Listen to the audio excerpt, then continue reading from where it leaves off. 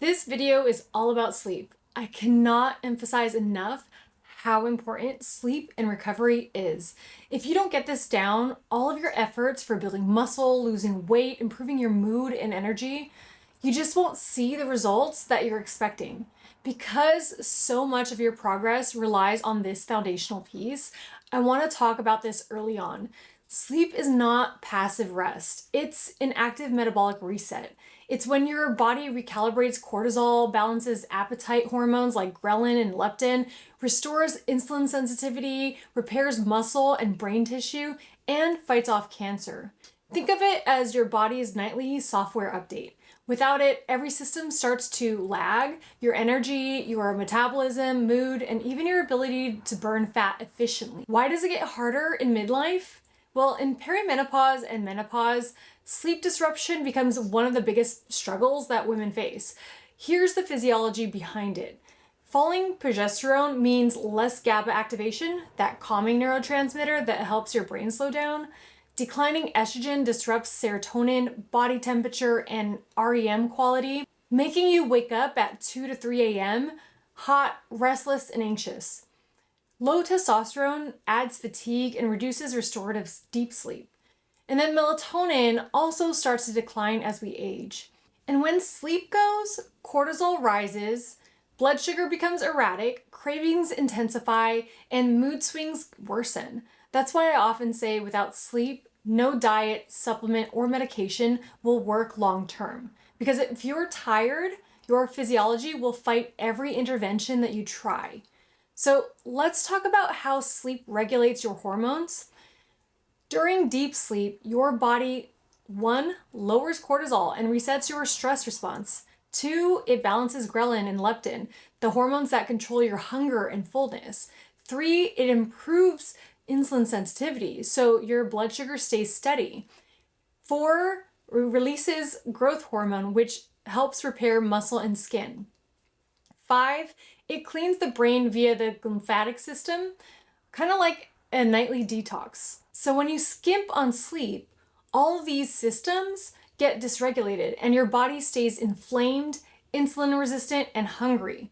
That's why poor sleep makes hot flashes worse, weight harder to lose, and mood harder to regulate. You'll find yourself choosing worse foods and finding it harder to manage your stress. You get irritated easier. So how do you reset your sleep cycle? If your sleep has been off for a while, don't worry, we can retrain it back into rhythm. Here are my favorite science-backed ways to do it. Number 1 is morning light exposure. Get outside 30 minutes upon awakening. Even for 5 to 10 minutes, you need direct sunlight. That natural light hits your eyes and it tells your brain it's daytime. This starts your cortisol rise and sets a timer for melatonin to kick in about 14 to 16 hours later so that you can get rest. This is how you start resetting your body's circadian rhythm. Number 2, evening light hygiene. So dimming the lights 1 to 2 hours before bed is just as important. You can try red light bulbs in your home for the evenings. For screens, blue light from phones and TVs trick your brain into thinking it's daytime. So use night mode, blue light blocking glasses, or better yet, just unplug all your screens entirely 30 minutes before bed.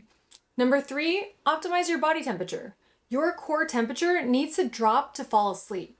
Keeping your room 65 to 68 degrees Fahrenheit, you can try a warm shower or bath 60 minutes before bed. This allows your body to heat up, and then the drop in temperature afterwards cues melatonin. You can also consider cooling sheets if you tend to run a little hot. Number 4, monitor your nutrition before bed. Don't go to bed starving. Low blood sugar actually spikes cortisol at night, so that will wake you up. Try to include a protein plus a complex carb at dinner, like salmon with quinoa or turkey with sweet potato. Try magnesium-rich foods, almonds, avocados, dark leafy greens. All of these can help your body relax. 5, time your exercise. So morning movement, especially outdoors, reinforces circadian rhythm. You will want to avoid intense exercise 2 to 3 hours before bed. It actually can raise cortisol and your body temperature. Number 6, consider doing mind-body connection work. You can't force sleep, but you can invite it. So try journaling, breath work, prayer, or meditation before bed. This helps lower cortisol. If you tend to think a lot when you lay down, keep a notepad right next to your bed so you can brain dump and empty your thoughts. You can make a routine of writing down tomorrow's to-do list, which can help reduce nighttime rumination. This helps clear your mind. Number 7, here are some targeted supplements for support that I like to use. One is magnesium glycinate. This calms the nervous system. There's also L-theanine. This helps promote relaxation without being too sedative. Ashwagandha or phosphatidylserine. This helps lower evening cortisol. Progesterone, if it's prescribed to you, you can take that at night. It naturally helps support GABA, which can help calm the mind and promote deeper sleep. You can also try herbal teas like chamomile, passion flower, or lemon balm. They can help signal wind down time. Just to make things practical, I've actually included a downloadable PDF with sleep tips that I've gathered from sleep experts, as well as a list of supplements that can be helpful. It's linked below this video. What I'd like you to do is go into your week 4 handouts and fill out the sleep planner. This can help build your bedtime routine. If sleep is truly something that you recognize you need support with, I really encourage you to start tracking your sleep, even for a week. Take note of what actually helps and what doesn't. You may have heard me say this before, but what you don't track won't change. Personally, I've struggled with sleep since childhood, and there are 5 chronotypes for sleep, and I am in that evening type. I won't go into the details here, but there's a great book called Why We Sleep by Dr. Matt Walker that goes into all of those chronotypes. I knew that if I wanted to really improve my sleep, I couldn't just guess, I needed to get data. So 2 tools that I use over the year for tracking is the Whoop, which is just a band that goes around your wrist, and then the Aura Ring. And you wear these at night and during the day. I never actually take them off. The Whoop has a feature prompting you to keep a journal of your daily habits that might contribute to your sleep. The Aura Ring also tracks your sleep and allows you to make notes on what you think may have impacted your sleep. They both give you a sleep score.